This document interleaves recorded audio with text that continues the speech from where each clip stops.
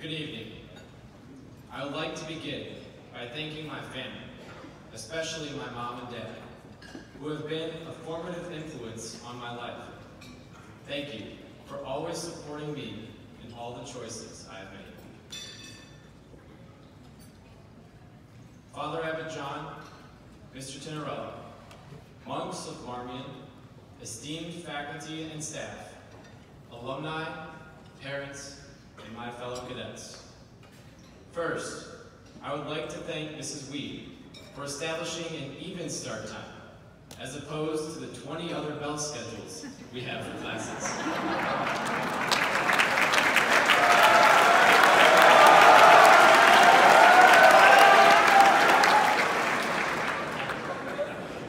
I'm extremely humbled and honored to stand before you tonight to celebrate the place that has become home to me over the past 4 years, Marmion Academy.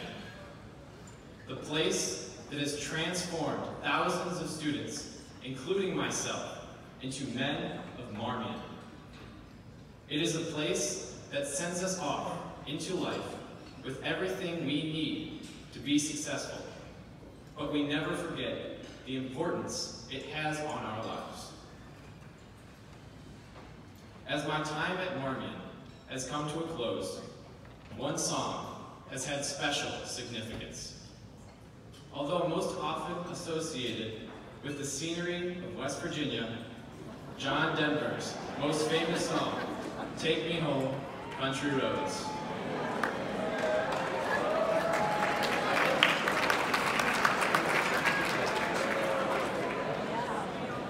This song has a deeper meaning, exemplified in the chorus. Take me home to the place where I belong. Home can be a multitude of things. A place, a group of people, or even just one individual. Whatever it is, home allows us to be ourselves. It is where we come together to recharge, and the place from which we spread our message. Everything I have done at Marmion is the reason I call it home, the place I belong. Coming to Marmion was not a choice.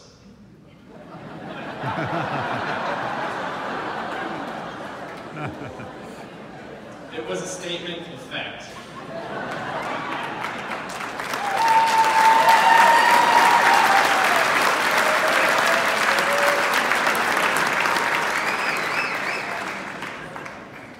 The reason being that my grandfather, father, uncles, and 2 cousins had gone before me.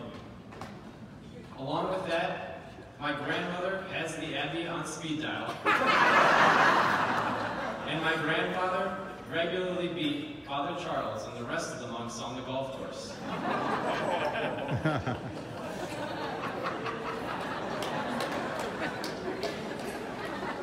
Don't get me wrong, I was excited to go to Marmion. I was only nervous about how I would make it my own experience. I certainly felt those nerves from the beginning, having to walk in between rows of upperclassmen cheering me on, and some crazy old guy handing out smiley face stickers. It certainly isn't a normal first day of school, but neither is Marmion. So how did Marmion become home? What groups and people inside those walls made me feel like I belonged? My spirituality, hand in hand with service, has become the strongest part of my personality.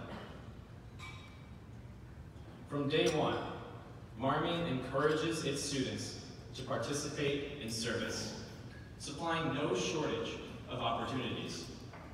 From outreach, to crayons for kids, to nursing home visits, to Special Olympics, Marmion students always give back. Marmion also reaches out to West Virginia and Guatemala with its mission trips. If you would have told me freshman year that I would be looking forward to spending a week in West Virginia at Nazareth Farm, spending my nights sleeping in a barn with 11 other guys, I probably would have laughed in your face. However, I was fortunate enough to attend, making the 11-hour bus ride on the famous Marmion minibus, which barely made it in one piece.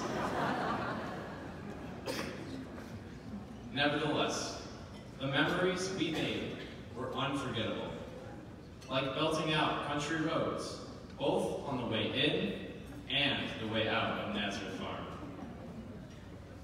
Most importantly, I grew closer to people I knew and learned about the lives of people that had walked past me in the halls countless times.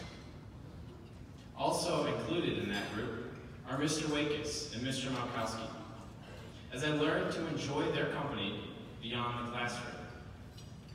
They endure our endless jokes and pranks, especially from a certain Jake Herring. Sidebar, Jake, Mr. Wakis does want his stapler back. On the way down, we had 1.5 teachers. Sorry, Mr. Wakis.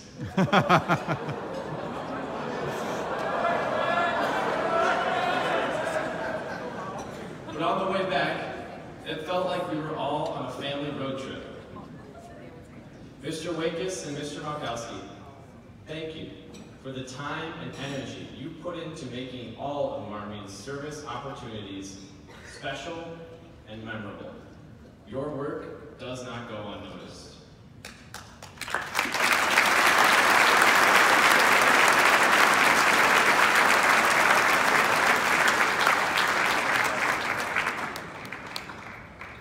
This enjoyment and desire to serve would not be possible without a strong faith base. And for that, there is only one place to look. They are the men who not only wear black tonight, but every day, the monks.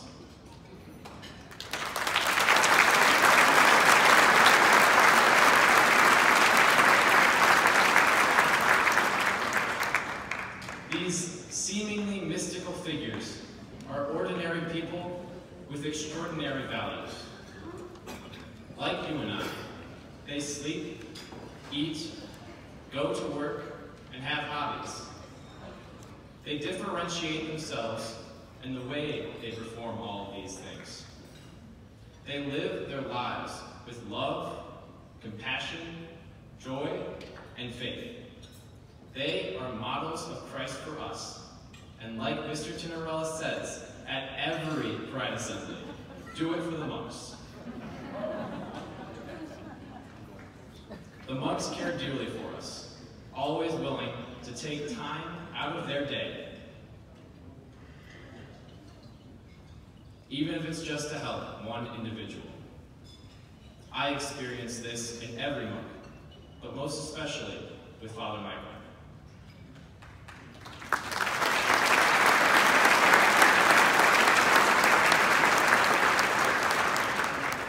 He wears all sorts of hats throughout Marmion, pulling him in all directions. One of these roles, which is not as well known, is his baking ability. I found out about this skill when he made a cake for us at one of our meetings. That got all of us hooked, and we kept coming back, not only for the group, but also because of the food Father Michael would provide.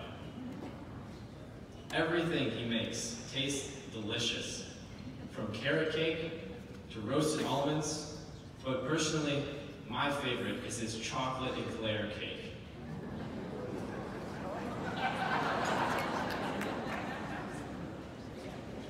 Even with all of these responsibilities, he has always found time to simply sit down and talk with me for the past 3 years. He has grown from teacher to mentor to friend. Father Michael, I can call Marmion my home because of all the help you have given me. You inspire me every day to be a better person. You make me feel that I belong. Thank you. for everything you do.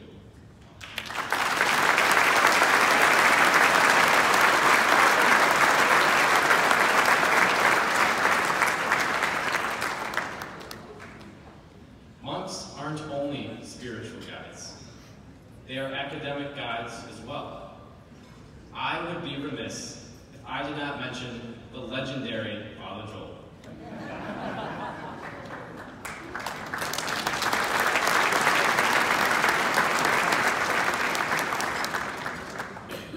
His impact on our class prompted us to go out of our way to create sweatshirts in honor of him. Having him for 2 years has taught me one thing for sure.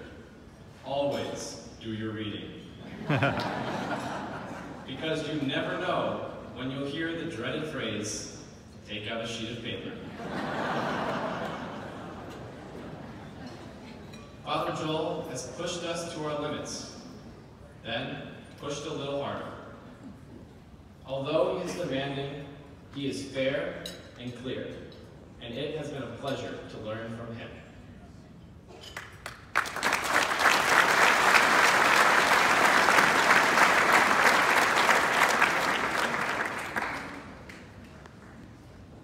Not only do the monks push us to our academic limits, our lay teachers do as well.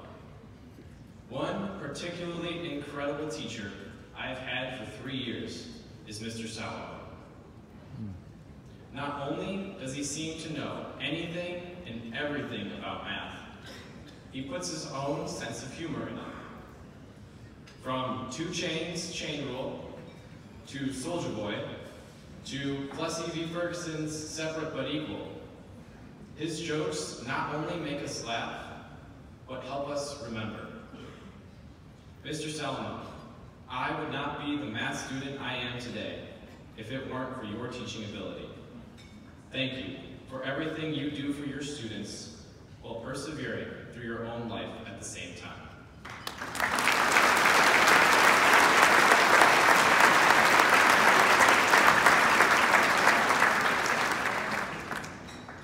While the monks and teachers provide us with skills, putting us ahead of the curve, my peers fulfill a different desire. I thought that to fit in and feel like I have a place among my classmates would be difficult. The drill team was especially helpful for me.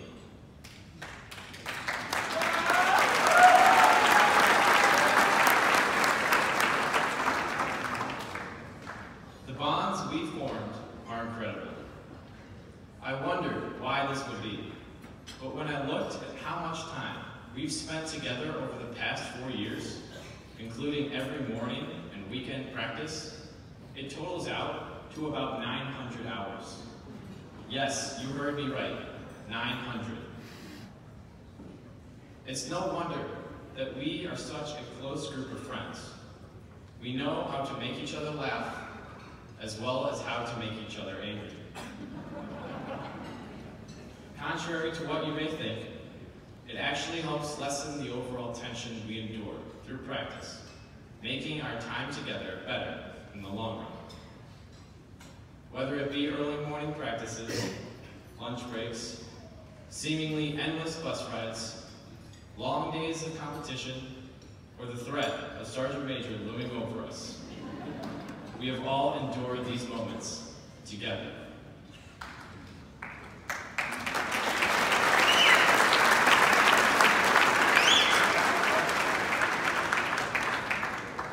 I know each and every one of them has my back, just as I have theirs. I would also like to personally thank Sergeant Major Gissel, who has spent 23 years waking up for our morning practices and given up 23 years of spring breaks and weekends. Thank you for everything you have given to our class.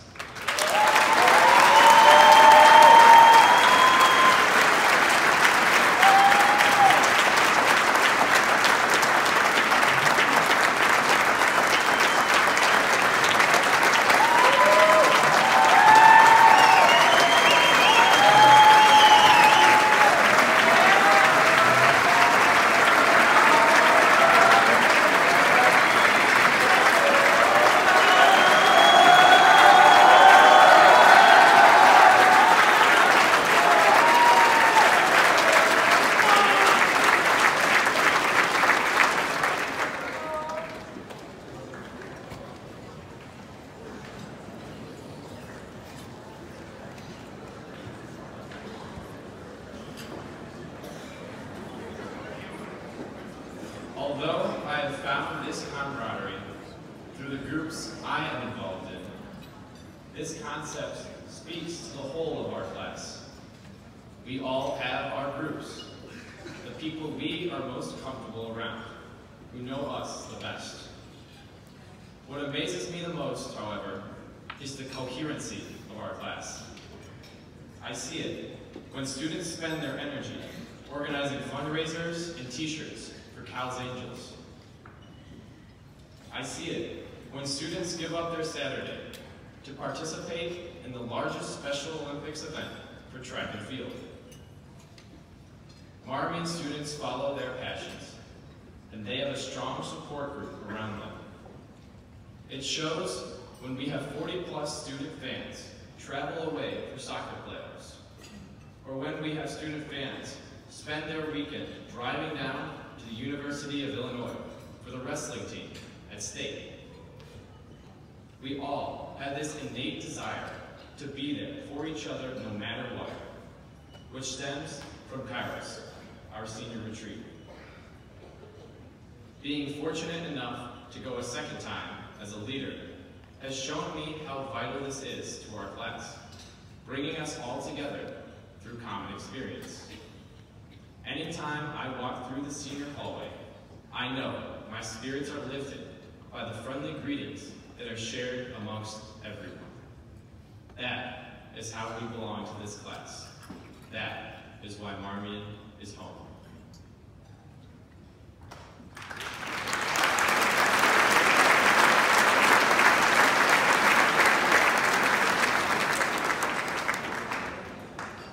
As I close, I'd like to remind everyone here tonight that when we leave this place, we all have different roads home. All the seniors here tonight will be continuing their academic, social, and spiritual journeys in the fall, attending campuses across the country.